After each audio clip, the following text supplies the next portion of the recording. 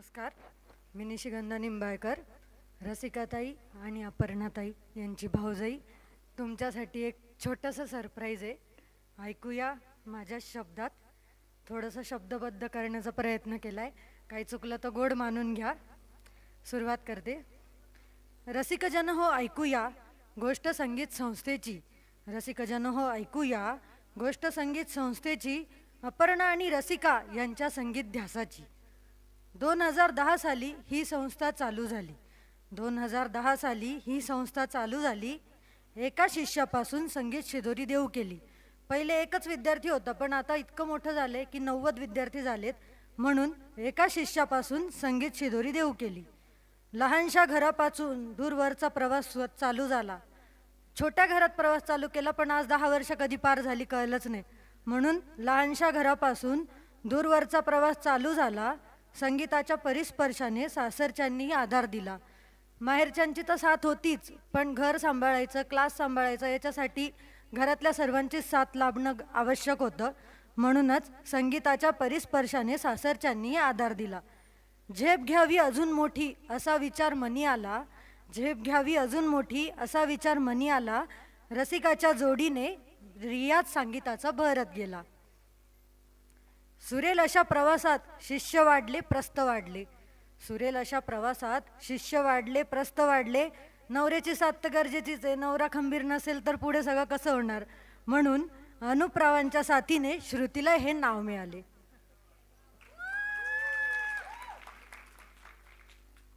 आता आपल्याला सगळ्यांनाच माहिती आहे की श्रेष्ठ काय झालं तर गुरुपौर्णिमा झाली. सगळ्यात मोठा कार्यक्रम कुठला तर गुरुपौर्णिमा या क्लासचा. म्हणून छोटे मोठे कार्यक्रम करत श्रेष्ठ झाली गुरुपौर्णिमा. छोटे मोठे कार्यक्रम करत श्रेष्ठ झाली गुरुपौर्णिमा. कलाकलाने खुलून आली सांगीतिक वारीची चंद्रमा.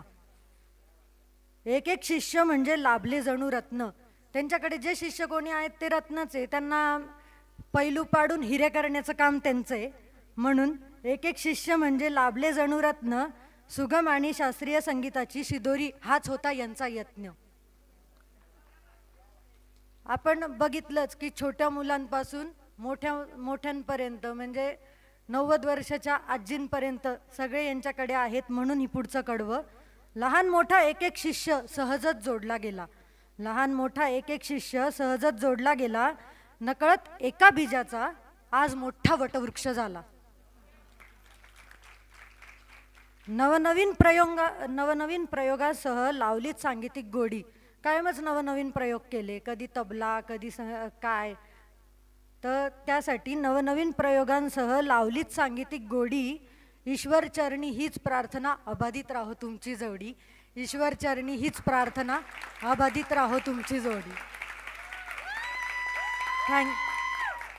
थँक्यू. आणि ही कविता मी सादर करावी यासाठी मला प्रोत्साहन दिलं ते म्हणजे माझा नवरा, माझे सासू सासरे यांचे आभार.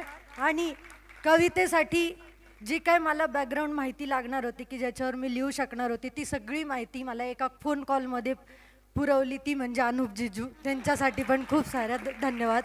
थँक्यू. मला वेळ दिलात आणि माझं म्हणणं ऐकून घेतलं. Thank you so much.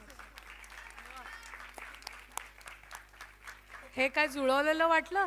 किती अप्रतिम सादर केलं. एखाद्या कवी संमेलनामध्ये समजावत कविता सादर करतात तशी सुंदर लिहिली होती. आणि सगळ्यांच्या मनात याच भावना आहेत.